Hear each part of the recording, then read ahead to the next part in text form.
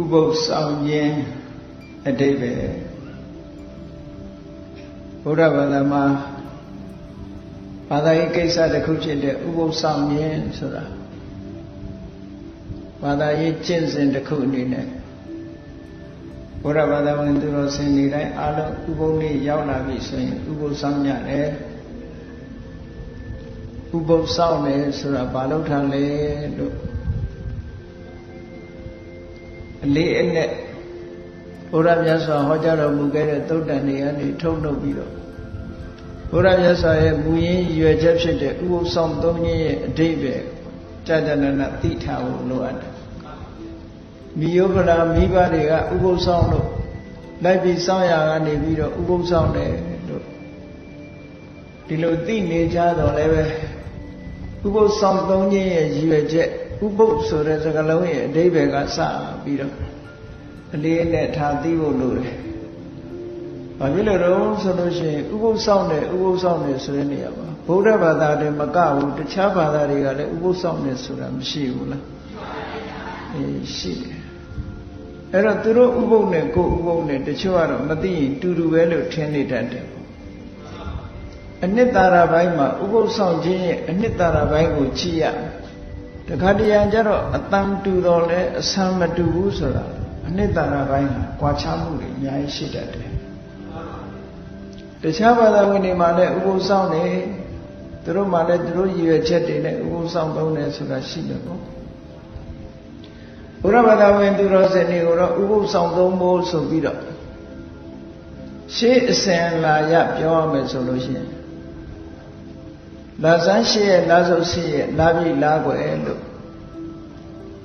တလမှာ၄သတင်းဆိုပြီးတော့ဥပုသ်ဆောင်နေရှိကြတယ်အဲ့ဒီတလ၄သတင်းဥပုသ်ဆောင်ရောမြမကဘူးပဋိဇာဂရဥပုသ်ဆိုတာရှိသေးတယ်အကျိုးနဲ့အပူဆောင်တာဆိုပါစို့ဥပုသ်နေ့မရောက်ခင်တရက်ကကြိုပြီးတော့စောင့်တယ်ဥပုသ်ထွက်တရက်ကိုစောင့်တယ်ဆိုတော့အကျိုးအပေါ်နဲ့တကွာဆိုတော့လာဇန်း9ရက်လာဇန်း10ရက်လာဇန်း9ရက်3ရက်လာပြီနေ့မှာဆိုလို့ရှိရင်လာပြီအဖိတ်နေ့လာပြီနေ့လာပြီကျော်1ရက်3ရက်ထို့တူပဲလာပြီကျော်10ရက်မှာလည်းပဲ3ရက်လာခွေနေ့မှာလည်း3ရက်ဆိုတလားမှာ12ရက်လောက်စောင့်တယ်ဥပုသ်နော်အဲ့ဒါလို့အကျိုးပုံနဲ့တကွာစောင့်တာပဋိဇာဂရဥပုသ်လို့ခေါ်တယ်ပေါ့ရှင်းသူတော်စင်တွေကအဲ့ဒါလို့ဥပုသ်ကိုစောင့်နေရှိကြတယ်မြန်မာနိုင်ငံမှာလည်းပဲရှေးပိုင်းခေတ်ကာလတွေမှာဆိုလို့ရှိရင်ဝါတွင်းကာလ3လလုံးလုံးဥပုသ်ဆောင်တယ်ဆိုတာမျိုးတွေလုပ်ကြရှင်းသူတော်စင်တွေဝါတွင်း3လမှာနေ့စဉ်နဲ့အများသီလဆောက်တည်ပြီးတော့ဥပုသ်ဆောင်ရတယ်ပါတိဟာရိယပက္ခဥပုသ်တို့ပါတိဟာရိယဥပုသ်တို့ပဋိဇာဂရဥပုသ်တို့ဒီလိုဥပုသ်ရက်တွေဟာတာမန်ရက်မြတာမကဘဲနဲ့တိုးချဲ့ပြီးတော့ဥပုသ်သီလကိုစောင့်တည်ကြတယ်ဒါကရက်နဲ့ပတ်သက်ပြီးတော့ရှေ့ရဆောင်အနည်းဆုံးတော့တလ၄သတင်းဆိုတာဥပုသ်ဆောင်လေးရှိကြတယ်ဥပုသ်ဆောင်တာဆိုတာပုရုဇဉ်ပုဂ္ဂိုလ်တွေမှဥပုသ်ဆောင်တာမဟုတ်ဘူးမြတ်စွာဘုရားလက်ထက်တော်ခါကာလတုန်းကသောတပန်ဖြစ်တဲ့ဝိသခာကျောင်းမှာကြီးတို့လို့သောတပန်ပုဂ္ဂိုလ်တွေကလည်းပဲဥပုသ်ဆောင်ဥပုသ်ကိစ္စကိုမျက်မျက်နှိုးနှိုးထားပြီးသတင်းနေ့ဆိုရင်ဥပုသ်ဆောင်လေးရှိကြတယ်နော်ကဲဒါဖြင့်ကောင်းပြီဥပုသ်ဆိုတာဘာကိုပြောတာလဲလို့ဥပုသ်ဆိုတဲ့စကားလုံးကမြန်မာစကားစစ်မဟုတ်ဘူးပါဠိစကားဥပောသထဆိုတဲ့စကားလုံးကလာတာဥပောသထဆိုတာပုတ်ခွဲလိုက်တော့ဥပနဲ့ဝတ္တထဥပဆိုတာကျင့်စဉ်တရားနဲ့ပြည့်စုံပြီးတော့ဝတ္တထကျင့်သုံးနေထိုင်ခြင်းလို့ဒီလိုအဓိပ္ပာယ်ရဆိုပါစို့8ပါးသီလဆောက်တည်ပြီးတော့နေတယ်ဆိုတာကျင့်စဉ်တစ်ခုအဋ္ဌံပြီးတော့နေတာပဲ ဒီဥပုသ်ဆောင်တဲ့အတွင်းမှာဒီအင်္ဂါ၈ပါးနဲ့အင်္ဂါ၈ပါးထဲမှာပါတဲ့အချက်လက်တွေကိုရှောင်ကျဉ်မယ်မလွန်ကျူးအောင်ထိမ့်သိမ်းစောင့်ရှောက်မယ်ဆိုတဲ့မွန်မြတ်တဲ့စိတ်ထားနဲ့ဒီလိုစောင့်သုံးတာကိုချင်းသီလနဲ့ကျင့်သုံးနေထိုင်ခြင်းလို့ဒီလိုထိပ္ပယ်ရတယ်နော်ဒါကဥပောဒထဆိုတဲ့စကားလုံးကနေပြီးတော့မြန်မာမှုပြုလိုက်တဲ့အခါကျတော့ဥပုပ်ဆိုတဲ့စကားလုံးကိုမှန်အောင်ရေးရမယ်ဆိုလို့အခရာဥ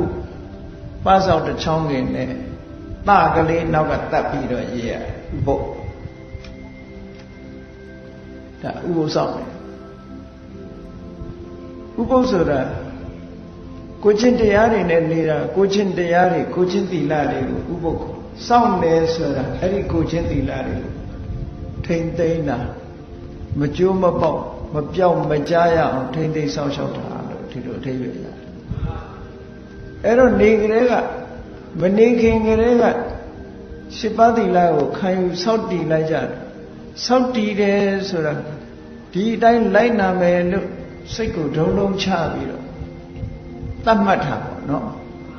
ဒီကနေ့ဒီရက်မှာဆိုလို့ရှိရင်ဟောဒီအင်္ဂါ၈ပါးအတိုင်းဟောဒီစီကံချက်အတိုင်းငါလိုက်နာမယ်လို့ကိုစီကံချပြီးတော့ကိုယ်နှုတ်နှလုံးသုံးပါးချုပ်တီးပြီးတော့စောင့်စည်းတဲ့သဘောအဓိကအပြင်ကာယကံနဲ့ဝစီကံနှစ်ခုထိမ့်သိမ်းစောင့်ရှောက်တဲ့သဘောဘာဖြစ်လို့ဒီလိုလုပ်ရတော့လို့ဆိုတော့ကာယကံမှုကျွလွန်မှုဝစီကံကျွလွန်မှုဆိုတာကတာမန်အားဖြင့်နေလိုက်လို့ရှိရင်လွယ်လွယ်ကူကူနဲ့ကျွလွန်မိတတ်ကြတယ်အဲ့ဒီလွယ်လွယ်ကူကူနဲ့ကျွလွန်မိတတ်တာတွေကိုမကျွလွန်ရအောင်လို့ဆိုပြီးတော့ထိမ့်သိမ်းစောင့်ရှောက်မှုတစ်ခုစီကံချပြီးတော့ထိမ့်သိမ်းစောင့်ရှောက်ပြီးတော့နေတာမျိုးဒီလိုဆိုတော့ဥပုသ်ဆောင်သုံးခြင်းရဲ့ရည်ရွယ်ချက်ကတော့လောဘတွေရောကြဖို့ဒေါသတွေရောကြဖို့မောဟတွေရောကြ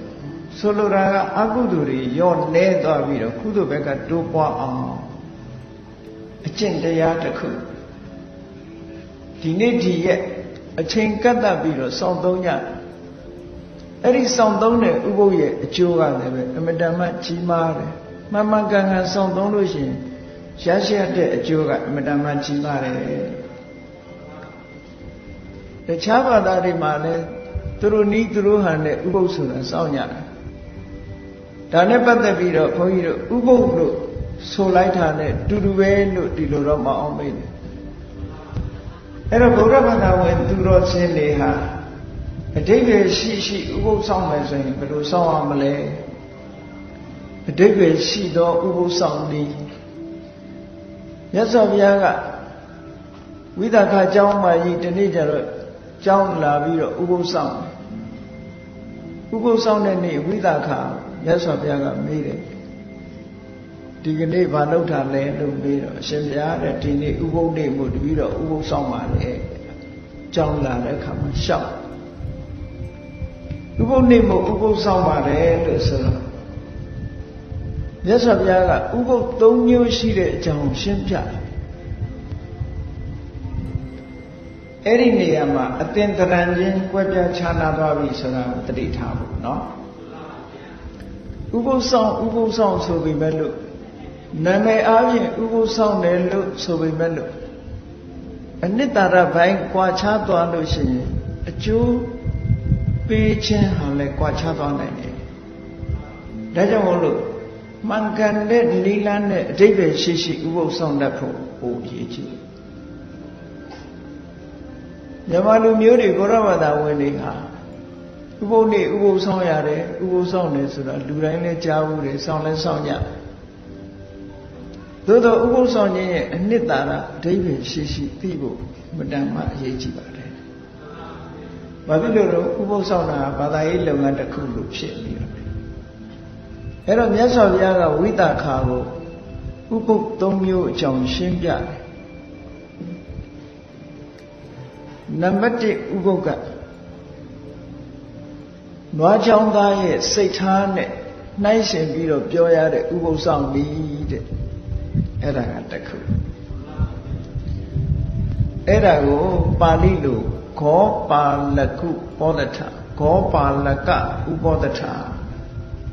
ဂောပါလကဆိုတာနွားကြောင်သားဥပောဒထဆိုတာဥပုပ်နွားကြောင်သားဥပုပ်ဆိုတာနွားကြောင်သားတွေစောင့်တဲ့ဥပုပ်ကိုပြောတာမဟုတ်ဘူး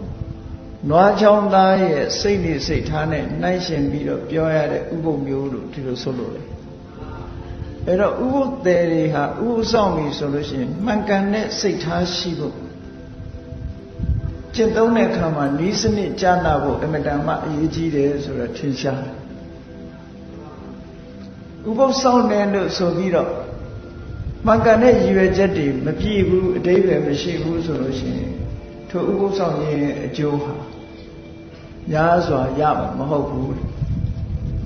ဒါကြောင့်ဝိသခာကိုမြတ်စွာဘုရားရှင်းပြတဲ့နံပါတ်1ဥပုပ်က